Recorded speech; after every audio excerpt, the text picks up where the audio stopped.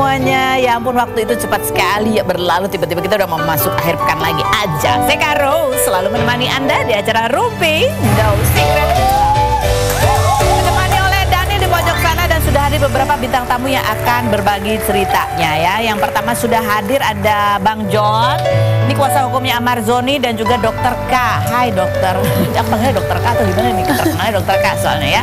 Kita mau tanya seputar kasus yang tengah menimpa Amarzoni begitu ya. Bagaimana komentar mereka terhadap berita kemarin bahwa Amarzoni sudah dibawa ke Nusa Kambangan dan ditempatkannya di lapas yang super maksimum security begitu ya. Tapi sebelumnya kita pojokan dulu untuk membahas apa yang lagi ramai di luar sana terjadi dan menuai banyak komentar netizen, baik itu untuk hal-hal yang datang dari dunia nyata maupun dari dunia maya. Oke. Ini dulu ya, flash jawaban dulu dari berita kemarin tentang ramai beredar surat gugatan perceraian Andre Taulani terhadap Erin gitu, yang kemudian ada netizen yang mengaku dia fansnya Andre Taulani yang bisa mengupload itu dan kemudian membagikannya ke sosial media. Dan kita kemarin bertanya-tanya, kok bisa isi gugatannya sudah diupload di Direktori Mahkamah Agung gitu ya. Kan kasusnya masih berjalan. Ternyata kalau menurut pengacaranya Andre Taulani itu adalah isi gugatan yang lama, yang lampau pada saat mengajukan gugatan ke Tiga Raksa, karena sudah diputus ditolak gugatannya, maka itu kemudian arsipnya bisa diupload di website. Tapi tetap belum menjawab pertanyaan. Mungkin kita mesti tanya ke dia, kok bisa tahu nomor pokok perkaranya gitu. Dan hari ini sejatinya ya Allah bahasa aku ya. Hari ini seharusnya adalah sidang lanjutan juga nih. Masih agendanya mediasi dari gugatan perceraian Andre Taulani terhadap Erin, tapi Erin kembali tidak hadir gitu. Dan ini sempat membuat kesal pengacara karena menganggap seolah-olah pihak tergugat itu mengulur-ngulur waktu. Mungkin masih sakit, belum sembuh, masih jet lag loh. Jet lag itu kalau aku aja 3 minggu. Kita langsung aja menuju ke yang berita selanjutnya nih, yang lagi ramai di sosial media adalah kemarin kan kita undang Tengku Dewi ya kan. Tengku Dewi kan cerita tentang postingan-postingannya tuh, curhatannya, kenapa dia konsultasi sama Minola Sebayang, dan cerita dia tentang apa sih, kenapa dia akhirnya menunjuk pengacara gitu untuk urusan co-parentingnya dengan Andrew Andika. Nah ini kemudian menuai reaksi dari Andrew Andika. Ada postingannya Andrew Andika, dia tulis, waduh panjang lagi, ya ampun. Oh ini yang baru. Oh yang baru, oke. Tulisannya gini ya, bismillah, selama ini aib rumah tangga dan aib kehidupan saya dibuka berkali-kali, saya diam. Sedangkan sebaliknya, ia mempunyai aib dan kekurangan dalam rumah tangga dan aib kehidupan pribadinya yang saya tutup-tutupin, dan tidak pernah saya membukanya dan menjelekannya ke publik karena ini untuk kesehatan mental dan kebahagiaan anak-anak saya ke depannya. Oke lah, selama ini saya diam, tidak dilayani, tapi kalau anak-anak saya yang tidak dilayani atau selalu dijadikan konten demi keuntungannya lalu dikembalikan lagi yang mengurus ke pembantunya, papa akan berusaha untuk menangin buat mengurus kalian ya anak-anak kecil. Jadi ini mungkin respon dari Andrew Andika. Sebetulnya responnya ini kurang lebih mirip-mirip dengan jawabannya ke Tengku Dewi. Jadi kalau ceritanya gini nih, kronologinya nih ya kan, kayaknya tuh Andrew Andika sama pasangan barunya itu ngajak anak-anaknya Tengku Dewi dan anaknya itu pasangan barunya itu jalan-jalan. Cuma ada yang lapor ke Tengku Dewi bahwa di depan anak-anak tuh pasangan ini mesra banget. Sementara Tengku Dewi sebetulnya udah berpesan ke Andrew Andika untuk kalau di hadapan anak-anak tuh agak jaga sikap lah, jangan terlalu mesra apa, takutnya itu istilahnya memberikan pemandangan yang membingungkan gitu untuk anak-anak. Dari teguran itu kemudian balasan dari Andrew Andika itu yang membuat Tengku Dewi kesel, karena dia bilang gini ya. Ini dari Tengku Dewi ngomongnya gini, apa sih tuh? Mana tuh? Itu, nih.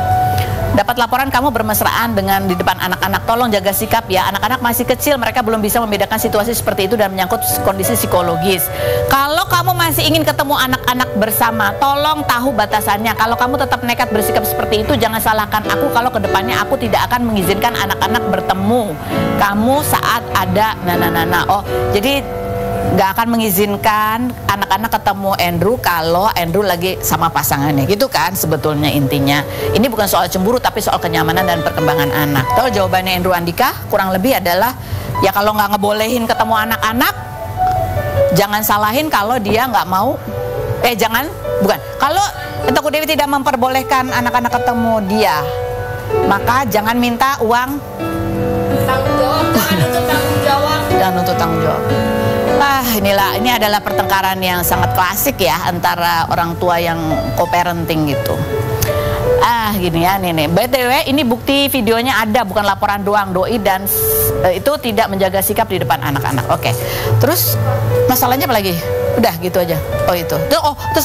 Terus Andrew Andika juga. Soal gono gini juga. Andrew Andika sempat di curhatannya dia bilang gini, apa sih gitu? Jangan suka ngecil-ngecilin, ngilang-ngilangin. Andrew Andika kan setiap bulan ada tetap ngasih anak-anak gitu. Dia ngerasa statement Tengku Dewi itu seolah menghilang-hilangkan kontribusinya Andrew Andika setelah perceraian. Dia bilang bahwa gono gini aja aku nggak minta semua untuk anak-anak. Dibalas selama Tengku Dewi ya kan, apaan gono gini apaan kata dia gitu. Bahkan ada masalah uang-uang segala macam. Pas rehabilitasi kemarin Andrew Andika juga pakai uangnya Tengku Dewi katanya gitu.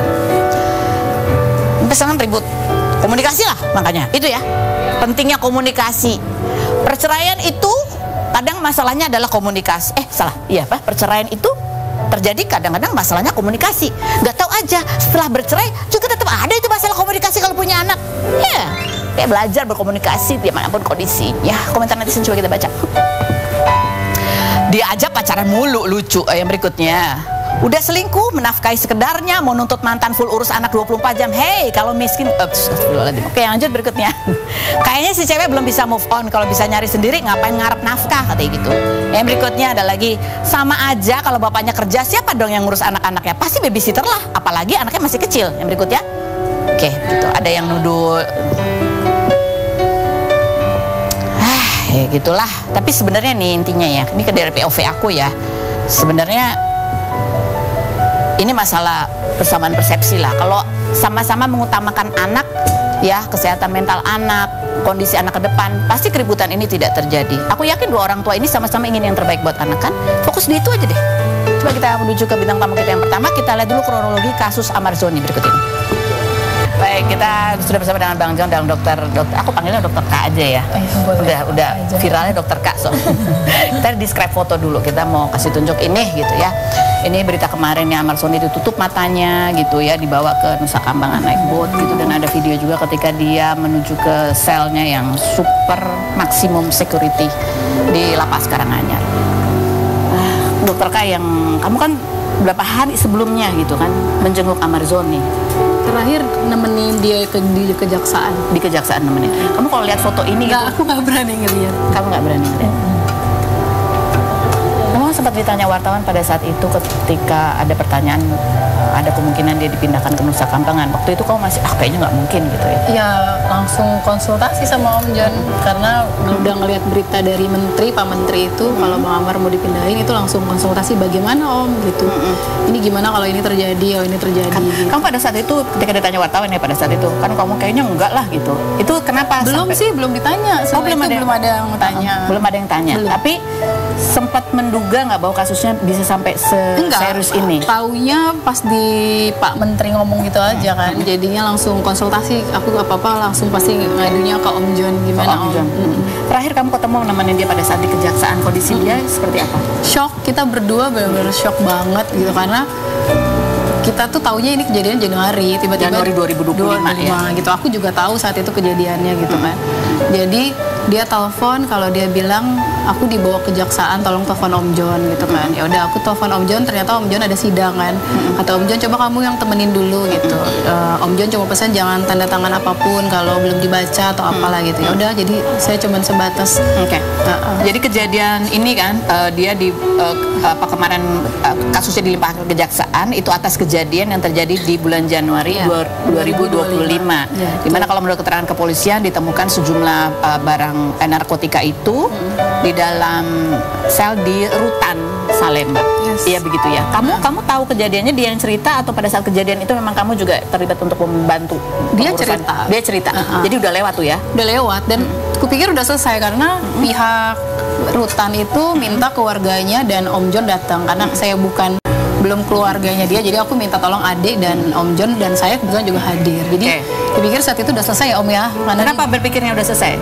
Ya karena udah dipanggil pengacara, terus dia juga udah dihukum secara SOP di Selti 40 hari. Diisolasi ya? Diisolasi itu 40 hari tidak boleh bertemu ya apalah segala macam. Aku pikir udah selesai dan saat itu tidak ada pemberitahuan apa-apa lagi. Tiba-tiba Bang Amar telepon mau dibawa ke kejaksaan gitu. Jadi shock banget kita. Ini ada kabar juga bahwa ini kalau kita dibawa ke maksudnya di Nusa Kambangan itu adalah tempat ibaratnya orang-orang dengan ancaman hukuman yang cukup tinggi ataupun kejahatan yang cukup serius gitu ya. Bang John sendiri melihat ini ada yang bilang ancamannya tuh cukup serius gitu ya, bahkan bisa sampai seumur hidup. Gimana Bang John melihatnya ini? Kenapa dari pihak kejaksaan membawa Amar Zoni ke Nusa Kambangan? Ya kalau saya nengok kan dari konstruksi pasal ya. Konstruksi pasal Amar ini kan ya seperti tuduhan pasal tahun 2003 juga. 2023 kan. Desember waktu itu ya. Jadi ya tidak mengkhawatirkan. Tidak mengkhawatirkan? Ya. Kenapa begitu? Ya karena kan barang bukti juga kan bukannya banyak. Nah, kemudian kan konstruksi pasalnya juga kan ya yang udah kita jalan di persidangan kan bisa kita buktikan bahwa tidak terbukti bahwa dia adalah pengedar pada saat itu ya. Kemudian hukumannya kan juga 3 tahun. 4 tahun kan. 4 tahun. Nah, jadi itu sebenarnya kita nggak mengkhawatirkan sebetulnya kan. Karena suasananya aja yang seperti dramatisir kan. Nah, itu. Jadi ini benar, itu dia masih pada saat kejadian ini masih di rutan, belum dipindahin ke lapas. Udah dipindahin ke lapas Cipinang. Udah dipindahin ke lapas Cipinang pada saat Januari itu. Oh enggak, Januari itu di rutan. Udah masih di rutan. Pas putusan Om kasasi Om ya kalau nggak salah. Itu kan kalau kata Om rutan itu apa sih Om, tahanan sementara. Pas udah selesai dia dipindahin sempat ke lapas Salemba lalu ke lapas Cipinang. Baik, ini kan Amar Zoni juga mengirimkan surat nih ya. Dia mencoba menjelaskan sebetulnya duduk perkaranya, kejadiannya seperti apa gini ya. Dia percaya kebenaran pasti terungkap dan dia mengatakan bahwa dia tidak seperti yang dituduhkan oleh media. Dia ingin semua orang tahu bahwa dia bukanlah seorang bandar dan juga bukan pengedar. Dia seorang public figure yang sedang dalam masa pembinaan, berusaha patuh agar cepat segera pulang gitu. Ya, ini dalam kejadiannya, kalau dalam cerita dia kan memang di sel di rutan itu ada 2 orang gitu. Barangnya memang ada di dalam sel itu ya. Gitu. Atau gimana sih itu sebenarnya? Jadi kalau kronologisnya itu kan ada orang yang ditangkap. Oh, ada orang yang ditangkap. Nah, hasil apanya kan ditanya di mana dong barangnya. Oke. Nah, barangnya katanya datangnya dari Amar. Oh, oke. Nah, itulah diketemukan dengan Amar kan gitu. Oke. Jadi awalnya kan dia dibangunkan. Dia kan dalam sel. Nah, dibangunkan sama petugas, dibawalah ke suatu ruangan petugas. Di situ udah ada orang polsek. Oke. Nah, di situ ada 5 orang yang udah ditangkap. Nah, pengakuan dari yang orang ini ada salah satu mengatakan barang itu dari Amar. Oke. Nah, padahal Amar sendiri tidak kenal sama orangnya itu. Oh, kan oke. gitu. Dan barang bukti yang menurut kronologis ini nggak ada satupun yang didapat dari Amar. Oh, barang buktinya tidak ada di selnya Amar. Pada waktu apa itu tidak ditemukan di kamarnya. Tidak ditemukan maksudnya ditangkap dari tangan dia gitu. Nggak ada dari tangan dia. Jadi ini hanya berdasarkan laporan dari beberapa orang. Dan Amar kan di surat itu cerita bahwa ketika dia di sana dia maksudnya ibaratnya dipaksa mengaku, dan pada saat itu dia tidak didampingi oleh kuasa hukum. Jadi pada waktu pemeriksaan itu Amar ini kan dia kan mungkin berapa kali ya menghadapi masalah hukum, itu dia tahu hak-haknya. Nah, pada waktu itu kan dia bilang saya harus didampingi pengacara saya. Nah, jadi dibilang penyidik itu, belum penyidik nggak usah didampingi, itu kan cuma formalitas doang. Ngomongnya gitu. Ya mau dibantu. Nah, jadi ya Amar percaya aja gitu loh. Akhirnya langsunglah diproses verbal. Nah, kata akhirnya ada oknum lah. Ya indikasi tanda kutip ya minta sesuatu gitu. Nanti kita akan ungkapkan di persidangan gitu. Oke, baiklah. Jadi barang ini tidak pernah ditemukan bersama Amar ya? Atau gimana nih? Ya pada waktu kronologis itu nggak ada katanya.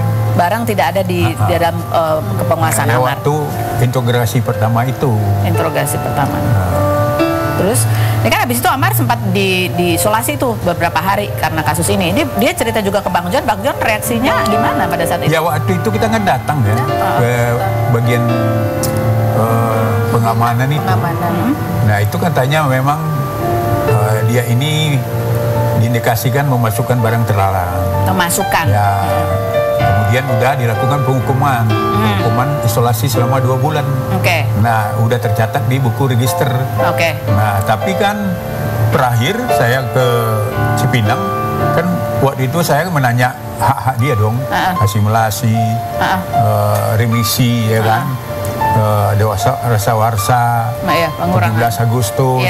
Nah di situ kan kita tengok kan juga dia kan cuma catatan memasukkan barang terlarang, tidak ada kasus yang baru yang timbul yang catatan merah gitu. Nggak ada.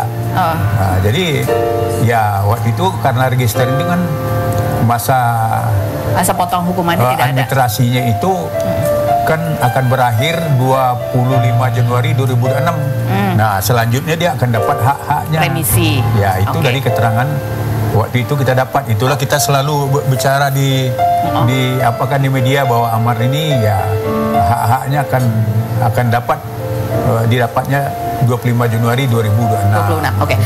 Jadi ketika tiba-tiba muncul berita nih Bang John, karena muncul berita kan dirilis dari pihak kejaksaan bahwa Amar Zoni ini diduga gitu ya terlibat dalam pengedaran gitu kan, pengedaran narkoba. Padahal sementara kalau dari catatan itu adalah memasukkan barang gitu ya. Nah, Bang John taunya dari mana? Apakah dari berita atau sebelumnya memang sudah ada informasi ke pengacara? Oh nggak ada, kita tahunya cuma Bu dokter yang hubung kita katanya. Bu dokter yang tahu bahkan. Ya, Amar melimpahkan ada perkara P21 tahun 2. Ya, perkara apa? Coba aja cek dulu ke sana, gue bilang. Ya secara resmi kita kan nggak ada dikasih tahu, gue bilang.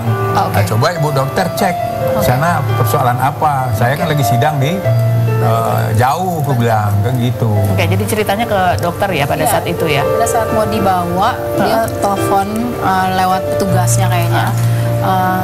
Aku dibawa kejaksaan gitu, tolong kabarin Om John gitu. Kamu datang ya ke sana. Ya udah aku telepon Om John nggak bisa. Ya udah Om nggak apa-apa biar aku yang datang ke sana. Dokter ini kan sering menjenguk Amar tuh kan rutin ya gitu. Sebelum-sebelumnya tuh nggak pernah ada cerita bahwa ini ada kasus yang sedang bergulir. Ya kasus itu saya pikir udah datang kan karena pihak rutan itu memanggil adiknya Bang Amar secara keluarga ya gitu. Om John. Itu kan di Januari kan? Iya. Sesudah itu dari Januari sampai Oktober kan berita muncul Oktober nggak ada apa-apa. Nggak ada. Makanya kita berdua shock banget pas ketemu di kejaksaan. Kok gini sih? Amar pernah mengaku nggak bahwa benda yang ada di istilah tadi memasukkan benda itu adalah benda dia? Nggak pernah ada pengakuan apa-apa. Oke. Jadi ini langkah hukum selanjutnya menunggu menunggu persidangan begitu ya Bang John? Ya langkah hukum kita kan karena kan kita lihat ya secara hukum beracara ya kan ada kecatatan ya proses verbalnya BAP-nya nggak ada di dalam pengacara. Kemudian kan seseorang dijadikan tersangka itu kan harusnya ada SPDP diberikan ke dia dan keluarganya atau pengacaranya. Ini nggak ada yang terima satu. Ini kan nggak ada. Ya udah kita tahu aja P21 tahun 2 aja baru. Jangan keluar yang tahu. Ya ini kan ada.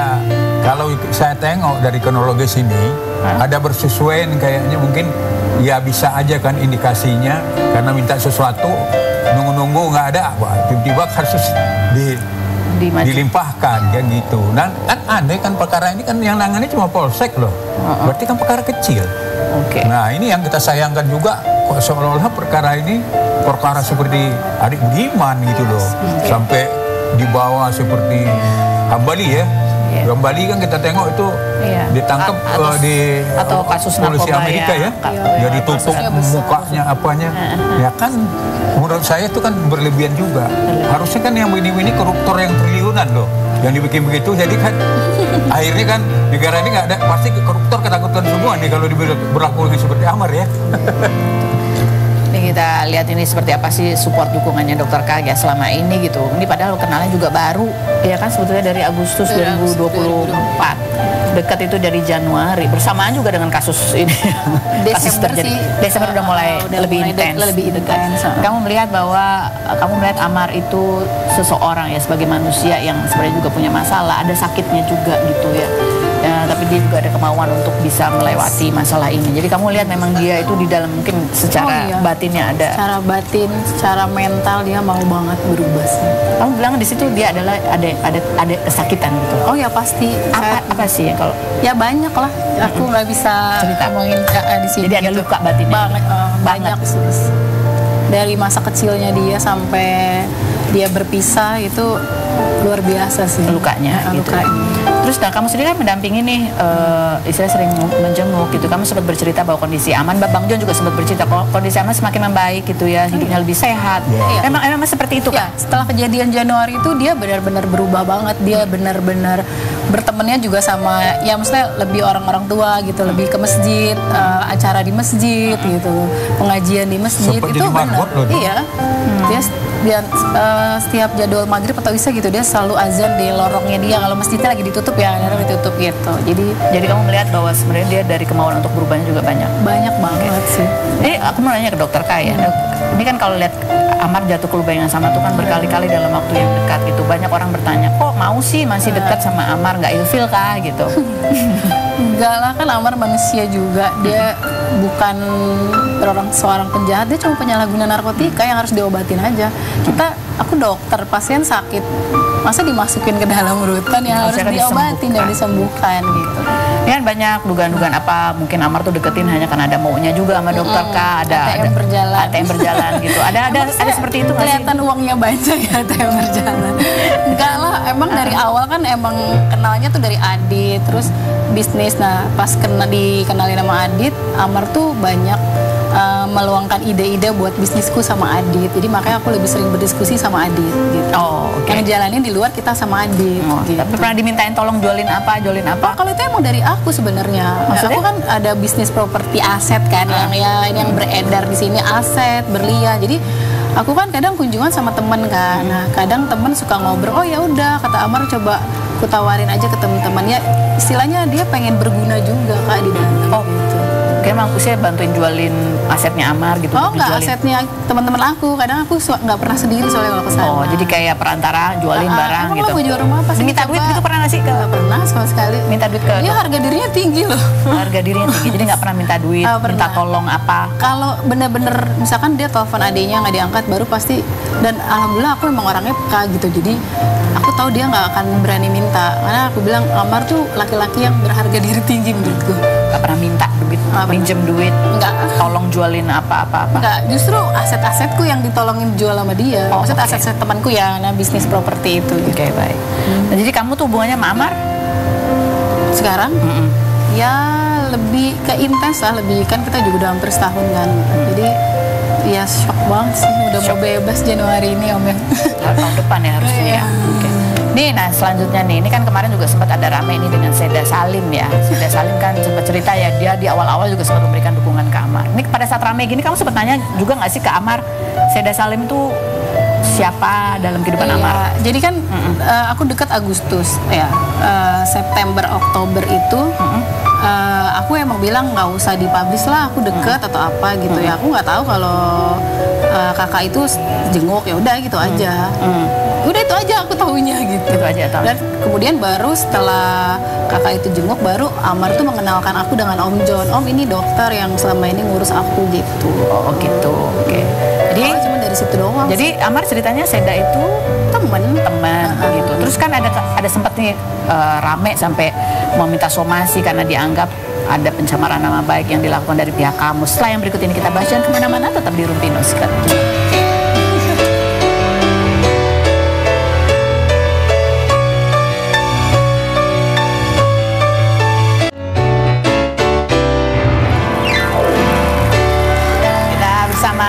Lagi dengan kuasa hukum Amar Zoni ada Bang John dan juga Dokter Camelia ini yang sedang dekat sama Amar Zoni gitu ya. Kita mau tanya nih, kemarin kamu masalah sama Seda Salim, katanya kamu tuh nyebut-nyebut nama dia, nyebut dia begini begitu begini, itu sebenarnya kalau dari sisi kamu tuh dia deh, kayaknya salah paham. Jadi Salah waktu itu kan aku lagi tenis. Nah, terus aku kan emang kalau kunjungan kan sama kakak ipar. Nah, dia yang gantiin live, mungkin dia ada salah ngomong. Soalnya dia juga ngirim videonya bukan saat aku ngobrol, tapi itu kakakku oke. gitu. Ini kan apa yang Mungkin dia panjang? ada salah ngomong. Dia kan panjang dan dia sakit hati banget gitu. Mungkin karena kemudian netizen banyak yang menghujat, yang dibilang katanya dia begini. Kamu nggak ada pengen ketemuan aja gitu untuk meluruskan?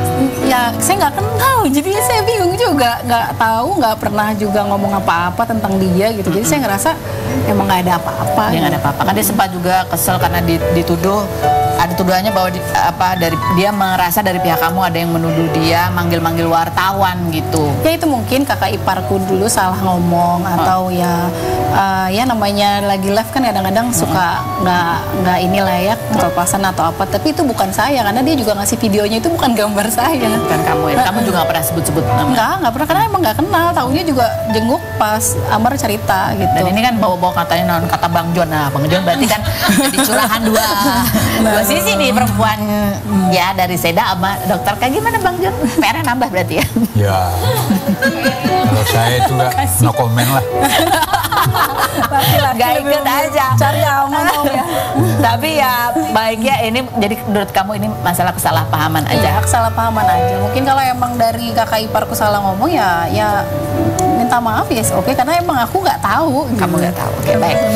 Jadi ini kita rekap sejenak ya dari pihak Amar Zoni. Kalau dari sisi dia, ini kejadiannya memang di tahun 2025 bulan Januari. Januari awal pada saat dia masih ditahan di rutan. Jadi rutan ini sebelum masih ketika tahanan itu masih menjalani proses persidangan gitu ya. Jadi beberapa orang, ada 2 orang yang kedapatan gitu ya, punya atau mengkonsumsi lah itu barang narkoba itu. Ketika ditanya, mengakunya ngambil barangnya itu dari Amar Zoni, tapi belinya dari orang lain, ya kan? Cuman dia ngaku ngambilnya dari Amar Zoni. Sehingga Amar Zoni pun ditanya gitu ya. Tapi pada saat penggeledahan di selnya Amar Zoni tidak ditemukan barang tersebut atau barang terlarang. Itu sebenarnya pada saat Amar Zoni tidak mengakuin itu. Amar Zoni bahkan tidak mengakuin karena nggak kenal sama orang itu. Bahkan dia nggak kenal sama orang itu, jadi dia tidak mengaku bahwa dia ngasih barang juga enggak gitu ya. Tidak ada pengakuan dari Amar Zoni ya. Tapi atas insiden itu Amar Zoni sempat dimasukkan sel isolasi. Oke. Selama 40 hari. Dan pada saat datang ke diperiksa di polisi pun juga tanpa didampingi pengacara pada saat itu. Baik. Kita tunggu aja gimana kasus ini bergulir dalam proses hukum nanti yang berjalan. Bang John, terima kasih sudah hadir. Dokter Kat, terima kasih juga sudah berkenan hadir di sini. Dan selanjutnya masih ada 2 bintang tamu kita lagi. Dan ini ada pasangan Ralph dan Jovita Karen. Kita lihat dulu profilnya berikut ini. Kita sudah bisa melihat Jovita dan juga Ralph. Ini pasangan yang belum setahun ya kalian ya? Belum. Sebentar lagi. Ya sebentar lagi setahun. Ini kemarin juga Jovita ya sempat mengunggah sebuah video gitu menyambut temannya satu persatu yang dulu pernah satu sinetron Mermaid di 9 tahun yang lalu ya. 9 tahun 10 tahun yang lalu. 2016 tuh hampir 10 tahun yang lalu. 10 tahun sudah menikah gitu ya. Siapa selanjutnya? Coba kita lihat dulu videonya berikut ini. Ya kalian kan emang ya udah 10 tahun tapi kan kalian masih ngegeng akrab banget gitu ya. Iya. Ada WA grupnya. Ada. Semua ini Mermaid atau sebagian doang?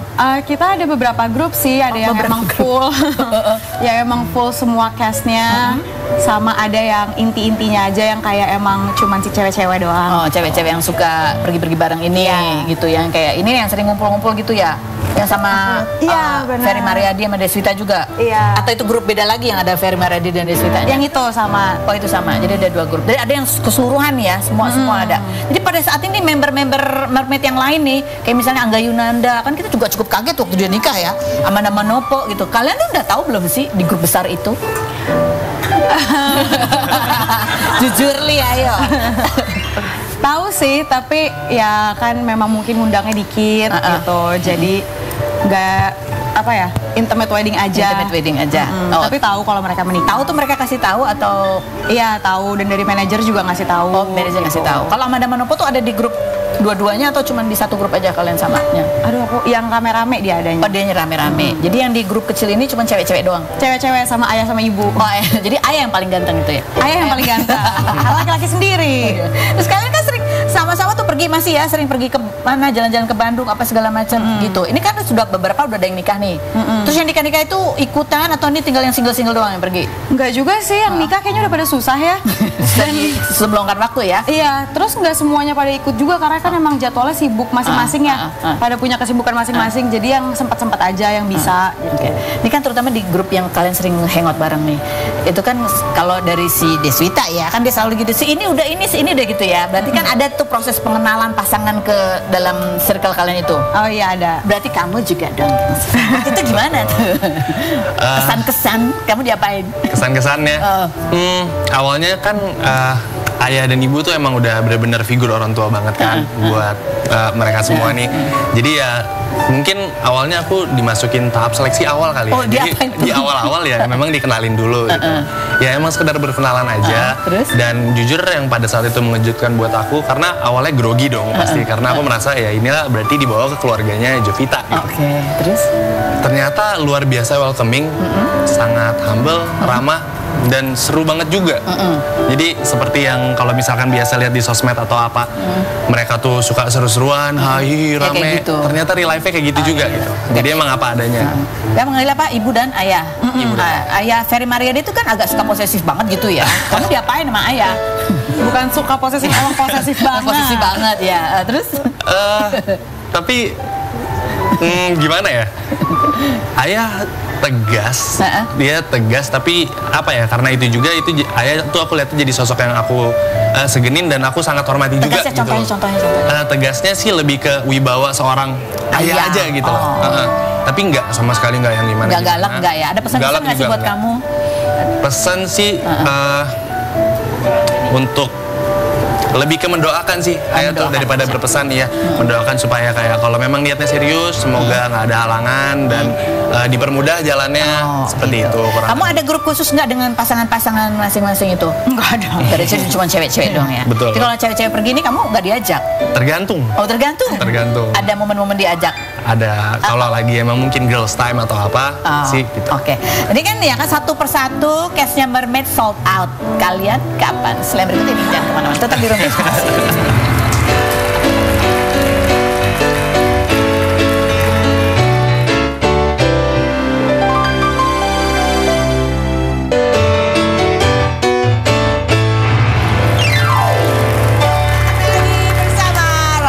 Jovita, tadi pertanyaannya ya, ini udah banyak yang sold out, jadi pressure buat kalian. Segini, lumayan ya. Tapi udah santai aja. Aku udah kasih tips-tipsnya ya tadi ya. Ini ada beberapa temen yang ada yang sudah sold out, ada yang masih ongoing ya. Nih. Nah ini kita mau tanya sekarang, ini kan kalian udah berteman lama ya. Pernah nggak pernah sih kalian di geng Mermaid ini mengalami hal-hal berikut ini? Ngambek, keluar grup WhatsApp? Nggak pernah. Nggak pernah ada satupun? Nggak pernah. Atau ada yang keluar langsung di-invite lagi gitu? Nggak pernah ada sih. Nggak pernah ya? Pernah nggak ada yang bikin grup chat beda? Udah mereka ya kan? Ada, ya. Ada. Pernah nggak diajak main tapi tiba-tiba lihat pada ngumpul? Nggak pernah. Oh, nggak pernah? Iya. Tapi kalian yang pernah nggak ngajak yang lain kali ya? Enggak, setahu aku enggak. Pernah nggak pernah gitu ngelihat pencapaian teman-teman gitu yang lain terus kayak aku kapan ya gitu? Kalau pencapaian misalnya kayak kesuksesan dalam dunia karir atau entertain gitu, nggak pernah karena kita tetap happy for each other gitu. Kalau menikah mungkin ada ya rasa kayak gitu sebagai perempuan. Aduh, aku umur sebagai laki-laki juga ada kok. Oh, ada pressure-nya juga ya. Ada. Oke, sekarang kita mau lihat ya, si Ralf ini kan juga seorang konten kreator yang lucu juga nih, menarik konten-kontennya ya. Dia kayaknya paham banget gitu tentang perempuan, POV perempuan dan POV laki-laki ya. Coba kita lihat cuplikannya berikut ini. Gila, banyak banget yang relate loh sama kamu, Ralf. Oh gitu ya? Kamu observasinya dari mana sih? Aku observasinya sih yang utama pasti dari FYP karena aku menjadikan TikTok gitu ya, itu media curhat aku dan orang-orang juga banyak menjadikan itu media curhat gitu loh. Dan aku ada merasa senang aja kalau aku bisa menjangkau, men-reach out ke teman-teman melalui FYP, ngebantu buat relate mungkin dan insya Allah memberikan dampak positif. Jadi kadang-kadang dari curhatan netizen pun itu bisa menjadi inspirasi buat juga kamu ya. jadi inspirasi. Kamu paham banget tuh cewek, cuman punya waktu 2 hari buat tenang. Itu dari siapa tuh taunya? Dari dia. Kalau itu riset aku baca-baca. Oh, riset kamu baca-baca. Tapi dikomunikasikan juga sama pengalaman aku pribadi. Jadi memang konten aku tuh biasanya ya based on true story kamu ya. Ada based on true story-nya termasuk juga. kalau ngetik harus iya sama iya itu. Itu beda. Pernah kamu diambekin gara-gara jawabnya pendek-pendek? Pernah sih, dan Jovita udah biasa juga kan dengan cara chat aku yang seperti itu gitu loh. Misalkan panjang atau apa, dia langsung ngerti. Jadi kayak, oh ada something nih kalau misalkan pendek atau apa gitu. Kebalikannya juga gitu. Oh, jadi kamu sekarang sudah ada intentionnya ya? Ada, kalau pendek tuh beneran pendek bukan karena nggak ngerti. Kalau itu bisa disalahpahami ya. Betul. Udah paham. Kamu sendiri kalau lihat dia bikin konten kayak gitu tuh suka nanya gini nggak? Kok kamu tahu sih dari siapa gitu? Suka gitu. Aku suka heran. Kok dia lebih ngerti ya daripada gue perempuan? Karena kadang kalau cewek tuh kayak apa sih yang gue rasain suka bingung kan. Dari perempuan mana nih kamu risetnya gitu nggak? Iya. Ternyata gitu. Dari kamu kok. Apalagi yang pernah kamu terapin nih pengetahuan kamu nih ke Jovita? Sebenarnya kayak kalau konten aku kan sering juga ada suka nasehat untuk peka. Ke cowok. Iya, untuk si cowoknya peka terhadap si ceweknya. Jadi ya itu yang berusaha aku terapkan, terbilang setiap hari sih. Tapi ini kan aku usahakan ya. Jadi aku sendiri pun masih belajar. Nilai usaha dia peka terhadap perempuan berapa? 1 sampai 10. 100 walk the talk ya dia ya. Kamu melakukan apa yang kamu katakan. Betul. Hebat sekali. Jadi bukan konten doang untungnya. Bukan konten doang. Coba stay true lah. Stay true. Biasanya kalian berantem tuh soal apa nih? Kalau lagi berantem soal apa? Salah paham sih kalau Salah paham biasanya. biasa. Dan alhamdulillah sih sejauh ini hal-hal kecil ya. Hal yang kecil ya, nggak gede-gede. Sebentar, kenapa sih pendek jawabnya gitu? Mungkin ya, kurang lebih. Jovita, terima kasih banyak sudah hadir berbagi cerita. Kamu juga terima kasih. Sukses terus buat kalian berdua. Mudah-mudahan yang terbaik buat kalian berdua. Amin. Terima kasih juga buat Anda yang sudah bergabung bersama kita hari ini. Kita ketemu lagi setiap hari ya di acara Rumpi No Secret.